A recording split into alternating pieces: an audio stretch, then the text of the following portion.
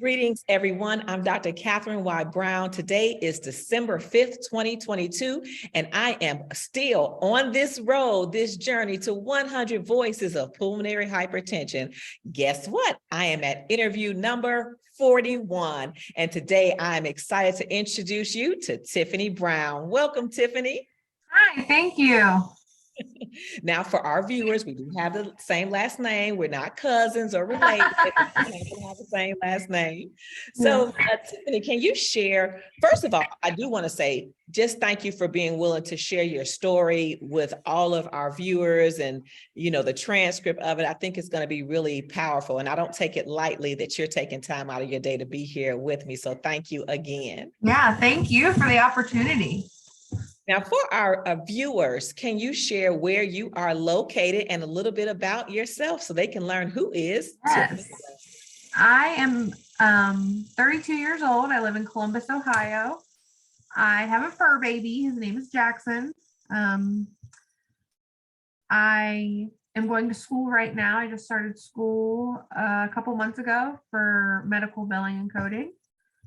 So I'm working on that.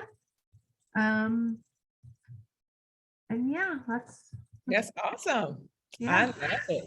So when did you first hear the words pulmonary hypertension, and what was that journey like for you to get to the correct diagnosis? I had been diagnosed with asthma for 2 years and given an inhaler. I'd never had like any tests or anything ran. And then at the end of 2019, my symptoms just got so bad. I went to my primary doctor, and he ordered some tests, but then that took us into the start of the pandemic. So all of my testing was getting delayed. Then I started seeing a cardiologist, and he ordered so many more tests. And then he finally, the very last one was a right heart cath. And that was May of 2020. And then June 18th of 2020, he referred me to Ohio OSU, and I saw a pulmonologist, and I was diagnosed right then. I walked into this appointment just thinking, more tests, because that's what the last 6 months of my life had been, was just tests. So I walked into this appointment just expecting, oh, we're going to do more tests on you. No. He told me, for my age, I was very, very bad off. And this was on a Friday that I met him. And he said, Monday, I'm admitting you to the hospital for a week. You'll be started on IV, and then you'll go home on sub-Q. And he gave me some paperwork, and he left the room. So the nurse was helpful. She explained, a little bit more. And then I spent the weekend just freaking out, not knowing, I'd never heard of pulmonary hypertension until that day. And then being told, I'm admitting you to the hospital. You're starting on IV. That's big. That's huge. So I fought it because I wasn't really sure. I was nervous. I was scared. And when Monday came, I was like, I don't want to do this. I need more information. And he was like, listen, I'll tell you anything you want to know once you get here, but you are so close to death. You need to be here. So I went, and I'm so glad I did. Yeah. So glad. Amazing. What treatment options did they initially provide for you, and did that change? I know with my mother, she started with Flolan, and then she kind of pivoted to some other things. What was your journey like? I went straight on sub-Q Remodulin, and then I guess I should backtrack. The cardiologist put me on sildenafil multiple times a day. I was taking, I think, like 6 tabs 4 times a day. And then the pulmonologist took me off of sildenafil, put me on tadalafil and Adempis at the time, but I had a bad reaction to the Adempis. So then I was just on the sub-Q Remodulin and tadalafil for a long time. And then we tried one called a pill called ambrisentan, and I ended up being allergic and landed myself back in the hospital over that. So now I'm still, let me backtrack again. I'm sorry. Then we took me off of sub-Q. The beginning of this year, January, I came off of sub-Q and we tried Orenitram. And my body, I'm on such a high dose. I was taking 31 milligrams of Orenitram 3 times a day.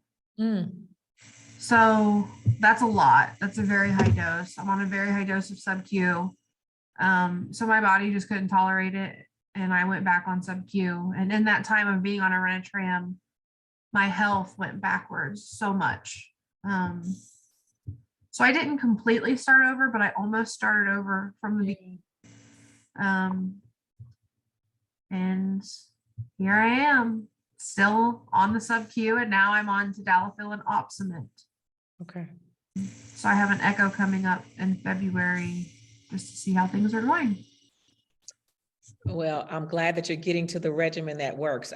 People, I hope people understand by listening to your journey, it's not a one size fits all. Things can change, and you really have to, you're listening to your body, you're communicating that to the medical provider who's listening to, research and titrating up and down, and they're trying to find a sweet spot.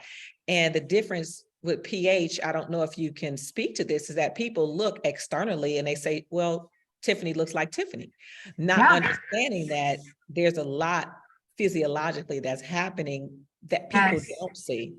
Yes. And I get that a lot when I'm out, like I love hiking. Okay. So during the summer, I went to New York and did Niagara Falls, and I went to the Finger Lakes and hiked a bunch of waterfalls. And, that's huge for someone with pH to be able to do that, to do all that hiking and to do the steps. And it did take me, a lot longer than the average person. And people would just kind of, because I like do a few steps and then I just have to stop and breathe, let my heart rate come down. And, people look at me and they're like, you don't look like anything's wrong. Or, I have a handicap placard for the car.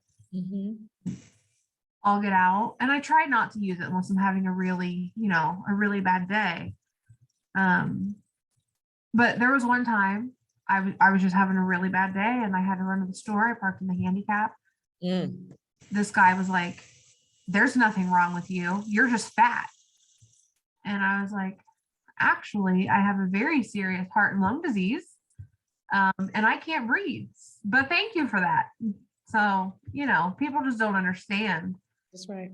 My biggest thing since being diagnosed is trying to bring awareness, because I lived with symptoms for years, and, people just don't know about it. Doctors don't always know about it. So I'm really big on just getting awareness out there. And I started a support group for people here in Ohio, and it's been going really well. And we've done a few like fundraisers and getting shirts out there, and people are buying shirts for family and friends. So that's really awesome. I love it. So that's my big thing, is I want to get awareness out there for people who are out there living with it and have no idea, so that they can catch it early. And, you catch it early, you have better treatment options. You don't have to go on such harsh medications. I'm glad you said it, because we started it's the Roberta Baines Wheeler Pulmonary Hypertension Awareness Group. In my mother's honor, she was a nurse, and it was all about people need to know, because we fought so long. But one of the things you just said, Tiffani, is so profound, is about the diagnosis, early diagnosis, early treatment, early diagnosis, early treatment. And that's why the awareness is so important. I'm going around Nashville and other places. I'm giving out these purple pulmonary hypertension awareness shirts. And they're like, why is she so big on these shirts? And they had a joke. They said, everybody in Nashville has a shirt because, Dr. Catherine and her family are giving them out, but it's awareness. If that repetition helps you to think of pulmonary hypertension, then I'm keep giving shirts out like that. That's what we have to do. Yeah. Yep. Exactly. And like for November, for Pulmonary Hypertension Awareness Month, I tried every single day to post something on Facebook. just, I mean, I don't have very many Facebook friends, but still, if it reaches one person who may need it, then that's enough for me, you know. That's it. So I Oh, just, I love it. yes. I love it. And I love what you are doing. So, in terms of, 5 years from now, what is your hope for the PH community? Oh, I, so there's a lot of people that I've noticed in these support groups who were diagnosed during the pandemic, like myself, Yeah. or who were diagnosed before the pandemic, but then, support groups kind of stopped and they didn't have the support, they didn't have, and, so I hope that we can really reach more people, diagnosed, undiagnosed. I want this disease to be, if someone comes into a doctor's office, into their PCP with breathing problems, I want pulmonary hypertension to come to mind. Like, oh, okay, we should check for that. We should do an echo. I just want people to be aware. I want people to acknowledge it and hopefully save some lives. I love it. Our mantra is awareness, empowerment, hope. Together we can make a difference. And I love the theme I'm hearing from you is awareness, awareness, and just more awareness. Yes. We have to do better. Well, Tiffani, I have asked you so many questions and I could keep asking you, but tell me, is there anything that you want to share that I have not already asked you? I would just, for anybody who may see or read this or however you're presenting this, for someone newly diagnosed, when I was newly diagnosed, I had my family as a support, but they didn't understand what I was going through. So for me, having a support system, having people who understand it, who are going through the same thing you're going through is so huge to me. And in the beginning, I just wanted to give up. I wanted to quit. I wanted to come off the medicine. I called my nurse almost every day. Like, I'm taking the sub-Q pump out. I've never felt pain like this in my life and I can't do it. I'll just let this disease run its course. And I'm 2.5 years in and I'm so glad I didn't do it. I'm so glad. So for anybody, who sees this, that's just starting out, that's feeling defeated and feeling like I just can't do this anymore, hang in there, because that first year is just so rough. And as I look back on that first year, I found a strength within me that I didn't know I had.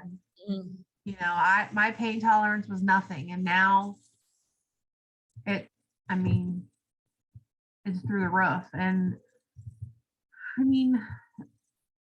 it's something, I don't want to say I'm proud of that, but you go through a lot with this, and the person, you grow so much and you learn so much about yourself, and it's just such a journey all the way around. Yeah. So I always tell everybody in the groups, never give up. Never give up. This is a fight every day, but we're in it together. And I tell them, you can reach out to me anytime, day, night, call me, text me, email me, whatever. I'm here.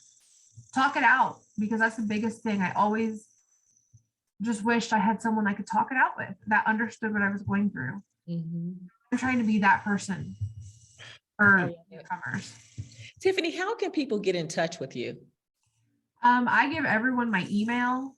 Everyone in the support group has my phone number, but even in like the Facebook support groups, I've given people my email. I tell them they can message me on Facebook, whatever. If anyone ever needs to talk, I always want to be that. I want to be that person for anybody that needs it. I love it. Well, if you want us to share your information, please let me know, and we can definitely share it. Okay. If you want to share it now, you can, or we can share it in the comments, because I think that you do provide a beacon of hope for people, and just the cadence of not giving up, and it's a daily fight. And the fact that you did go through those moments where you felt like, I can't do this, and you've come to a different way. It's like, the life is different, but it's life. And how do you maximize it? And that's a beautiful, right, realization. Yeah, it is. Oh, I love it. Well, Thank you again so much for being here with me today. For those of you at home, wherever you are at and you are watching this video, please like it, share it, repost it, Yeah, because other for people, sure. yeah, right. Other people need to hear what Tiffani has to say, because, you know, one of the things I just want to keep reiterating, you said awareness. We have to keep increasing awareness of pulmonary hypertension, but then for those people who are diagnosed, newly diagnosed, to keep the awareness of don't give up the fight. Yes, that is, yes, yes. That's it. So I think I got it right. Yeah, definitely. I love it. So thank you all again for checking in today. Again, I'm Dr. Catherine Y. Brown, and the journey continues until I reach 100 voices of pulmonary hypertension. Thank you for joining. Yes. Tiffani, you are the best. I appreciate you so much. I appreciate this opportunity. Thank you.